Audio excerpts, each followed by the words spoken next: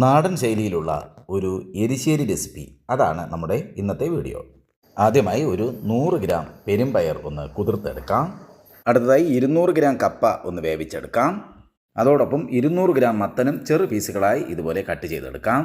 ഇനി ഒരു കുക്കറിലേക്ക് നമ്മൾ നേരത്തെ കുതിർത്ത് വെച്ച പെരുമ്പയർ ഇട്ട് കൊടുക്കാം. ഈ പെരുമ്പയർ നമ്മൾ ഒരു 3-4 മണിക്കൂർ നേരം വെള്ളത്തിലിട്ട് കുതിർത്തതാണ്. പെരുമ്പയറിനോടൊപ്പം കട്ട് ചെയ്ത് വെച്ചിരിക്കുന്ന മത്തനും ഒപ്പം തന്നെ വേവിച്ച് വെച്ചിരിക്കുന്ന കപ്പയും ചേർത്ത് കൊടുക്കാം. ഇനി 1/4 ടീസ്പൂൺ ഉപ്പും 1/4 ടീസ്പൂൺ മഞ്ഞൾപ്പൊടിയും 1 കപ്പ് വെള്ളവും ഒഴിച്ച് അടച്ചു വെച്ച് വേവിച്ചെടുക്കാം. കുക്കറിൽ 4 വിസിൽ വരുന്നത് വരെയാണ് നമുക്കിത് വേവിച്ചെടുക്കേണ്ടത്. അടുത്തതായി നമുക്ക് അരപ്പ് റെഡിയാക്കിയെടുക്കാം. അതിനുവേണ്ടി 1/2 പിടി ചിരണ്ടിയ തേങ്ങയും 2 അല്ലി വെളുത്തുള്ളിയും 1 പച്ചമുളകും 1 ടീസ്പൂൺ കാശ്മീരി മുളക് പൊടിയും ചേർത്ത് അരച്ചെടുക്കാം. ഇനി നമ്മൾ നേരത്തെ വേവിച്ച് വെച്ചിരിക്കുന്ന കപ്പയും മത്തനും പെരുമ്പയറും എല്ലാം ഒന്ന് ഉടച്ചെടുക്കാം. ഇനി അരച്ചെടുത്ത അരപ്പ് കപ്പയും മത്തനും പെരുമ്പയറും വേവിച്ച് വെച്ചിരിക്കുന്ന കുക്കറിലേക്ക് ചേർത്ത് കൊടുക്കാം. മിക്സിയുടെ ജാർ കഴുകിയ വെള്ളവും അതിലേക്ക് ചേർത്ത് നല്ലപോലെ ഒന്ന് മിക്സ് ചെയ്തെടുക്കാം.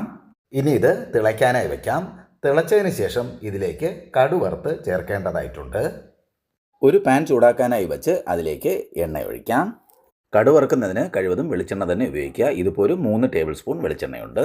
എണ്ണ ചൂടായി വരുമ്പോൾ അതിലേക്ക് കടുകിട്ട് പൊട്ടിച്ചെടുക്കാം.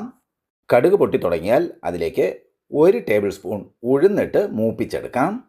ഉഴുന്ന് മൂത്ത് തുടങ്ങിയാൽ അതിലേക്ക് 4 വറ്റൽമുളകും, അതായത് ഉണക്കമുളകും, 1 തണ്ട് കറിവേപ്പിലയും 1/2 പിടി ചിരണ്ടിയ തേങ്ങയും ഇട്ട് നല്ലപോലെ ഒന്ന് വഴറ്റിയെടുക്കാം. തേങ്ങയുടെ നിറം മാറുന്നതുവരെ കുറഞ്ഞ തീയിൽ ഇതുപോലെ നല്ലപോലെ ഒന്ന് മൂപ്പിച്ചെടുക്കുക.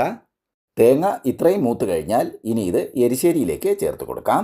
കടു താളിച്ചത് എരിശ്ശേരിയിൽ ചേർക്കുമ്പോൾ സ്റ്റൗ മാക്സിമം തീ താഴ്ത്തി വയ്ക്കുക. ഇനി ഇവ നല്ലപോലെ ഒന്ന് യോജിപ്പിച്ചെടുക്കാം. ഇപ്പോൾ നമ്മളുടെ ഏറ്റവും നല്ല നാടൻ ശൈലിയിലുള്ള എരിശ്ശേരി റെഡിയായിട്ടുണ്ട്. ഇനി നമുക്കൊന്ന് ഉപ്പ് നോക്കാം. ഉപ്പ് കുറവാണെങ്കിൽ മാത്രം അല്പം, അതായത് ആവശ്യത്തിന് ഉപ്പ് ചേർത്ത് കൊടുക്കുക. ഇപ്പോൾ ഇതിൻ്റെ ഉപ്പെല്ലാം ഏകദേശം കറക്റ്റാണ്. ഈ എരിശ്ശേരി റെസിപ്പി നിങ്ങൾക്ക് ഇഷ്ടമായ നിങ്ങളുടെ അഭിപ്രായം പറയുക. ഒപ്പം തന്നെ നിങ്ങളുടെ സുഹൃത്തുക്കളും ഫാമിലി മെമ്പേഴ്സിനും ഈ വീഡിയോ ഷെയർ ചെയ്യുമെന്ന് പ്രതീക്ഷിക്കുന്നു. മറ്റൊരു നല്ലൊരു വീഡിയോയുമായി അടുത്ത ദിവസം കാണാം. Thanks for watching.